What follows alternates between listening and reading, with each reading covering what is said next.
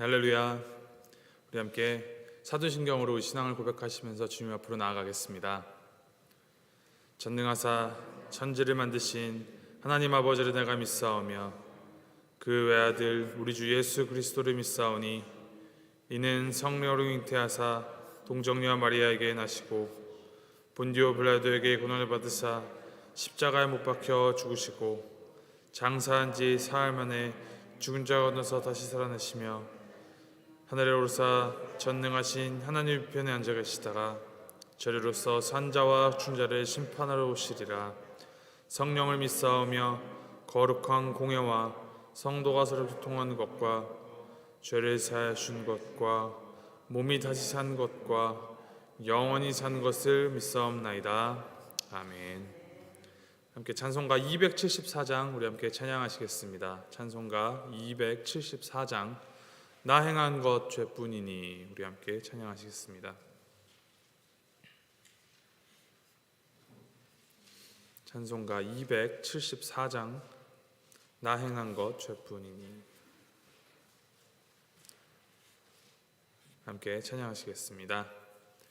나 행한 것 죄뿐이니 주 예수께 비옵기는 나의 몸과 나의 맘을 깨끗하게 하옵소서. 물 가지고 날 씻든지 불 가지고 태우든지 내 안과 밖 다 닦으사 내 모든 죄 멸하소서. 내 어두운 눈 밝히시니 참 기쁘고 고마우나 그보다 더 원하오니 정결한 마음 주옵소서. 물 가지고 날 씻든지 불 가지고 태우든지 내 안과 밖 다 닦으사 내 모든 죄 멸하소서. 정결한 마음 그 속에서 신령한 빛 빛이 오니 이러한 마음 나 얻으면 눈까지도 밝으리라. 물 가지고 날 씻든지 불 가지고 태우든지 내 안과 밖 다 닦으사 내 모든 죄 멸하소서. 못된 행실 다 고치고 악한 생각 다 버려도 주 앞에서 정결타고 자랑치는 못하리라. 물 가지고 날 씻든지 불 가지고 태우든지 내 안과 밖 다 닦으사 내 모든 죄 멸하소서.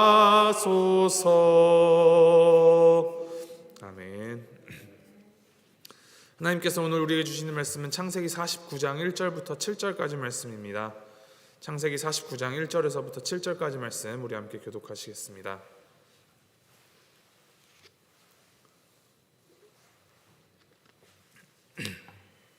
창세기 49장 1절에서부터 7절까지 말씀, 1절 제가 먼저 읽도록 하겠습니다.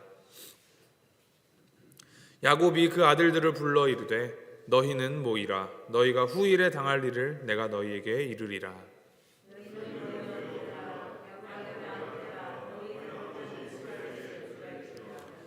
르우벤아, 너는 내 장자요 내 능력이요 내 기력의 시작이라. 위풍이 월등하고 권능이 탁월하다마는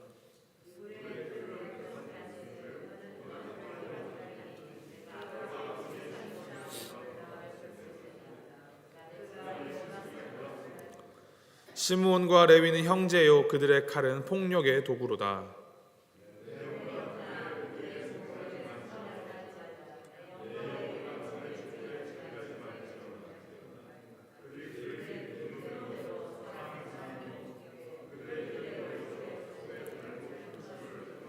7절 함께 읽겠습니다. 그 노여움이 혹독하니 저주를 받을 것이요 분기가 맹렬하니 저주를 받을 것이라. 내가 그들을 야곱 중에서 나누며 이스라엘 중에서 흩으리로다. 아멘. 애굽에서 17년의 세월을 보낸 야곱이 생을 마칠 즈음에 12명의 아들들을 불러 모았습니다. 그리고 이제 아들들에게 유언을 합니다. 이 창세기 49장은 야곱의 유언이자 이제 그의 아들들에게 내린 마지막 축복의 말입니다. 이 축복은 야곱의 개인적인 생각이나 그런 희망사항이 아니었으며 이제 앞으로 아들들의 후손을 통해 형성될 이 이스라엘 지파들의 미래를 예언하는 것이었습니다.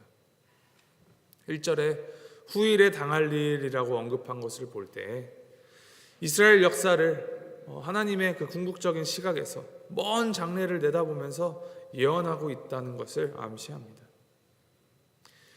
하지만 이것을 어떠한 족보나 가계에 흐르는 저주와 같이 운명론적으로 조상의 어떤 행위가 후손에게 저주로 흘러내려갔다라는 식으로 해석을 하면 안 됩니다. 야곱은 여기서 이제 믿음으로 하나님의 영감을 받아서 이제 미래의 가나안 정복과 또 가나안 땅의 정착을 내다볼 뿐이 아니라 더 영광스러운 미래를 바라보고 있음을 우리가 유념해야 합니다.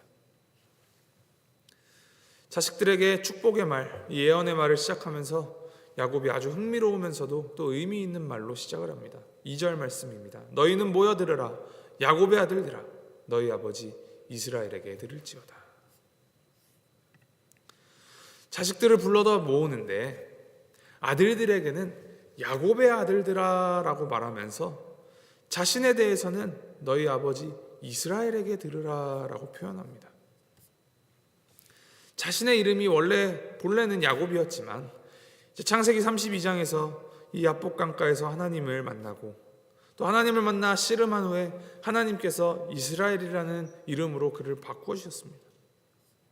이스라엘, 그 이름의 뜻은 하나님과 겨루어 이겼다라는 뜻이지만 사실은 하나님에 대한 인간의 승리가 아니라 이 인간을 위한 하나님의 승리라고 보아야 더 정확합니다.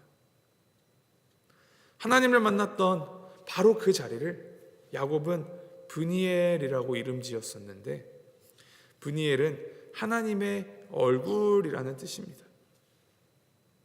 하나님의 얼굴을 보았는데도 하나님의 영광을 자기가 보았는데도 자신이 여전히 죽지 않고 생명이 보존되었다라는 뜻이 이 브니엘이라는 뜻에 담겨 있습니다.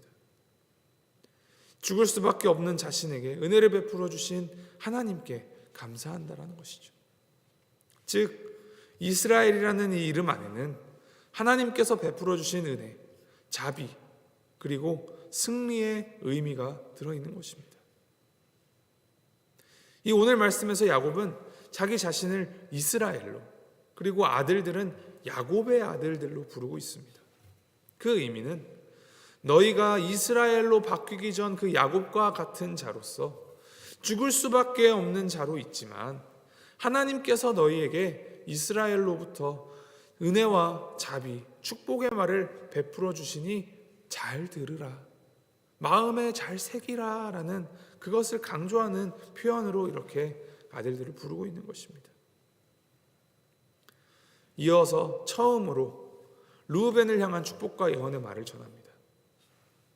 근데 가만히 보면 그 내용이 축복이라고 보기에는 조금 어색하고 민망한 저주에 가까운 말들이 담겨 있습니다. 야곱의 장자로서 르우벤은 아버지의 그 능력과 기력의 시작이었습니다.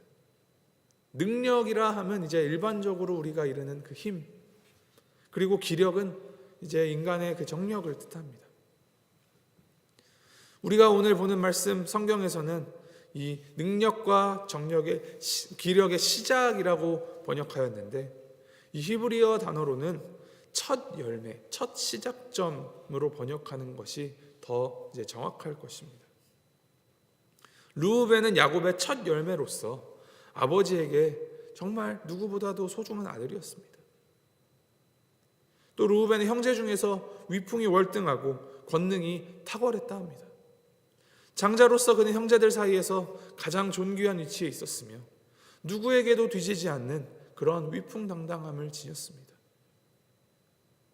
르우벤이 가지고 있는 것은, 가지고 있는 조건들은 다 좋은 것이었습니다. 그러나 그는 죄로 인하여 이 모든 것을 다 무용지물로 만들었습니다. 그의 죄로 인하여 야곱이 장자권을 그에게 주지 않았기 때문입니다. 야곱이 르우벤을 이르러 물에 끓음 같다라고 표현합니다. 이제 오늘날의 말로 번역한 새번역 성경에서는 이 부분을 이제 거친 파도와 같다라고 표현을 합니다. 르우벤의 이 무모함이 거친 파도와 같아서 모든 것을 다 휩쓸어 버린 것입니다. 그가 아버지의 첩이자 다른 형제들의 어머니였던 그 빌하를 범함으로 아버지의 침상을 더럽혔습니다. 그로 인하여 야곱은 르우벤에게 장자권을 주기를 거부할 수뿐만이 아니라 르우벤이 더는 형제들 사이에서 으뜸이 되지 못할 것을 선포합니다. 르우벤이 장자로서 태어날 때부터 가졌던 그 존귀한 위치를 죄로 인하여 빼앗긴 것입니다. 결국 야곱이 르우벤에게 빌어준 복은 축복이 아니라 저주에 가깝습니다. 마치 앞서 창세기에 기록되었던 가인, 또 이스마엘, 에서처럼 죄로 인하여서 장자권을 잃어버린 모습입니다. 이 르우벤을 볼 때 자신의 욕망을 따라 살다가 스스로 밀쳐져서 정말 진흙탕 속으로 떨어진 모습과 같습니다. 아버지의 그 침상을 범한 죄로 인하여서 그는 정말 모든 것을 다 잃었다 해도 과언이 아닙니다. 이처럼 죄는 순간적인 쾌락을 가져다 주지만 결과적으로는 삶 전체에 비극을 초래하는 것입니다. 르우벤에 이어서 야곱은 시므온과 레위를 이제 묶어서, 형제라고 묶어서 복을 이제 빌어줍니다. 시므온과 레위는 이제 레아의 둘째, 셋째 아들이자 또 야곱의 둘째와 셋째 아들인데, 그 안에 잔혹성, 그들이 저지른 그 잔인함 때문에 그 르우벤의 잃었던 장자권을 그들이 받지 못합니다. 이들이 공모하여서 자신들의 누이 디나가 이제 세겜 족속에게 강간을 당하자 거기에 대한 복수로 세겜 족속을 속여서 할례를 받게 하고 이후에 잔인하게 그들을 살육하였기 때문입니다. 야곱은 이들을 형제라고 묶어서 표현하고 있는데, 이제 이 말은 단순히 피를 나눈 형제라서가 아니라 이 두 사람이 한 통속이 되어서 연합체를 형성하여 동맹으로 그 짝짝꿍을 맞춰서 함께 잔인한 일을 도모하였다라는 그 의미를 담고 있는 것입니다. 야곱은 이 시므온과 레위의 자손들이 이러한 잔인함으로 인하여서 땅을 유업으로 받지 못할 것임을 선포합니다. 야곱의 예언은 훗날 이스라엘이 가나안 땅을 분배받을 때 그대로 다 성취되었습니다. 레위 지파는 처음부터 독자적으로 자신들의 소유할 수 있는 땅을 분배받지 못하였고, 시므온 지파는 유다 지파의 기업 중에서 몇몇 성읍을 받았었지만 얼마 지나지 않아서 유다 지파로 다 흡수되어 역사 속에서 그 시므온 지파라는 이름이 슬며시 사라지게 됩니다.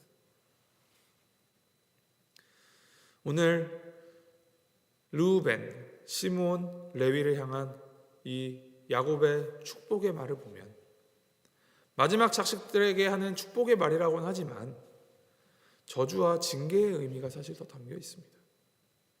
그런데 여전히 우리는 이것을 축복이라고 말할 수 있을까요? 먼저는 자신들이 저지른 죄에 대하여서 인정하고 돌이키도록 하는데 그 첫 번째 목적이 있다는 것에 대해서 우리가 생각해야 합니다. 이것은 그저 책망하고 비판하고 비난하고 저주 내리고 심판을 받아서 끝이 아니라 그 죄를 다시 반복하여 짓지 않도록 회개를 촉구하는데 그 목적이 있음을 우리가 염두에 둘 때 이 책망을 통하여서 올바른 자리로 남은 여생을 나아가게 하기 위함이라는 그 목적을 미루어 볼 때 이것은 축복의 일종으로 생각할 수 있습니다. 바울은 디모데후서 3장에 하나님의 말씀에 대하여서 가르치면서 하나님의 말씀은 교훈과 책망과 바르게 함과 의로 교육하기에 유익하다 하였습니다. 이러한 맥락에서 아들들이 과거에 죄를 지었고 그 죄에 대한 책임을 묻되 죄로부터 방향을 돌이켜 그 죄의 자리에 더 이상 앉지 않고 이제 의의 자리로 향하여 나가도록 하기 위한 가르침의 말, 그러길 바라는 아비의 진심을 담은 축복의 말을 하고 있는 것입니다. 창세기 49장 전체를 이 야곱의 아들들을 향한 축복의 말들을 가만히 묵상하고 있노라면 이 내용이 부정적이건 긍정적이건 그것이 하나님에게서 비롯된 예언이었음을 알 수 있습니다. 또 한 가지 분명히 보이는 것은 야곱이 아들들에게 한 축복은 상당 부분 그들의 과거에 보인 그들의 인격과 삶의 결과라는 것입니다. 야곱의 감정에 따라서 그냥 개인적인 생각으로 내뱉은 말이 아니라 그들의 그 과거 모습을 종합하여서 하나님께서 주시는 그 영감에 따라서 야곱이 아들들에게 한 축복의 말이라는 것이죠.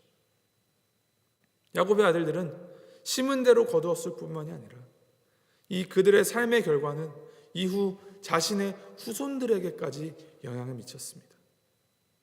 어떤 이는 긍정적인 영향을 미쳤고 어떤 이는 부정적인 영향을 미쳤음을 알 수 있습니다.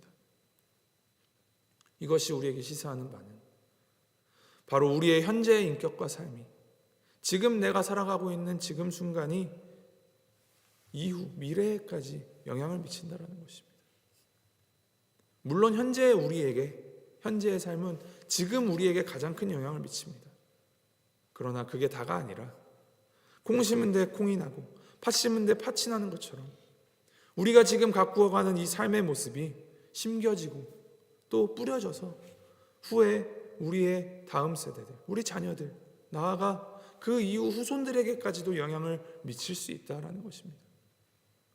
그러니 더더욱 우리의 인격과 우리의 삶을 하나님의 말씀으로 온전히 가꾸어야 하지 않겠습니까? 그리스도인에게 주어진 이 삶의 과제는 복음을 드러내는 삶을 사는 것입니다. 선한 영향력을 미치는 삶을 살아야 하는 것입니다. 그 삶은 내가 지금 관계를 갖고 직접 피부를 맞대고 왕래를 주고받는 지금 내 주변 사람들 뿐만이 아니라 우리의 자녀들, 우리의 후손들에게까지 그 영향을 미친다는 것을 기억해야 합니다. 자식은 부모의 거울이라고 하지 않습니까? 우리가 어떠한 신앙으로 어떠한 삶을 살아가느냐로 우리의 아들들, 우리의 딸들이 하나님을 믿게 되는 것입니다. 이것이 신앙의 전수이고 다음 세대를 키워나가는 가장 본질적인 방법입니다. 말로 다르고 얼리고 또 채찍질 해가면서 이제 말을 물가로 데려갈 수는 있습니다. 그러나 이 말이 물을 마시게 할 수는 없습니다. 중요한 것은 말에게 너는 물이 필요하다라는 것을 알려주고 또 이 물이 너의 그 갈증을, 너의 필요를 해결해 줄 수 있다라는 것을 몸소 보여주고 알려주어야 한다는 것입니다. 지난주 예배 후 이제 류인현 목사님의 그 세미나에서 대학생들의 이 복음화율, 스스로를 기독교인이라고 말하는 학생들의 이 퍼센티지가 3%라고 들었던 것을 우리가 기억하십니까? 비슷한 맥락으로 한국에서도 고등학생들 중에 스스로를 기독교인이라고 말하는 학생들의 비율이 2%라고 합니다. 100명 중에 2명. 참으로 가슴이 철렁하는 이야기입니다. 지금 현존하는 거의 모든 교회는 다음 세대를 위한 교회, 다음 세대를 키우는 교회와 같은 슬로건을 걸고 그 방법을 모색하고 연구하고 또 실천하고 있습니다.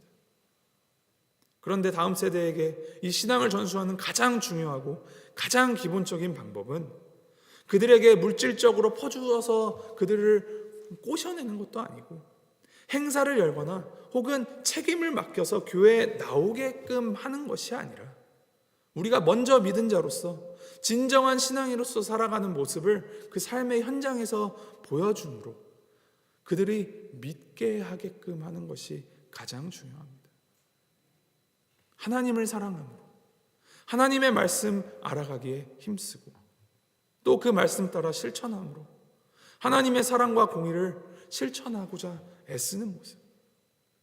설령 실수하고 넘어지더라도 잘못하더라도 하나님 앞에 정말 진정으로 회개하여서 다시 같은 죄의 덫에 걸리지 않도록 조심하고 우리를 스스로를 개혁해 나가고 바꾸어 나가는 모습. 진정한 성경적 가치관에 따라 그 세계관에 따라 이 삶을 몸소 살아감을 보이는 것이 가장 핵심적인 가치이며 진정한 전도 전략입니다. 우리의 삶이 그저 이 순간을 살고 지나가는, 그저 없어지는 끝나는 삶이 아닙니다. 우리의 삶이 심어져서 이 삶에 연결된 다른 이들의 삶 가운데 영향력을 미치고 이 사람들을 통하여 꽃이 피우고 열매를 맺어 그 생명이 계속해서 이어지게 됩니다. 이를 기억하시면서 하나님의 이 복음의 씨앗을 뿌리고 주님께서 주신 이 선한 생명, 선한 영향력을 전파하는 삶을 살아가는 우리 모두가 되기를 소망합니다. 그저 관념적으로 혹은 심리적으로 나는 하나님 믿는다 에서 그치는 신앙이 아니라, 그러한 삶이 아니라 나의 입술의 말들과 나의 손과 발의 그 모든 행동들을 통하여서 정말 주님의 복음이 퍼져나가는 삶을 살아가시길 바랍니다. 그래서 우리를 보며 우리의 삶을 보면서 우리의 다음 세대가 그리고 하나님에게서 등을 돌린 이 시대의 수많은 사람들이 다시금 빛 되신 주님을 바라보게 되는 그런 놀라운 역사가 우리 삶을 통하여서 이루어지기를 주님의 이름으로 소망하고 축복합니다. 우리 함께 기도하시겠습니다.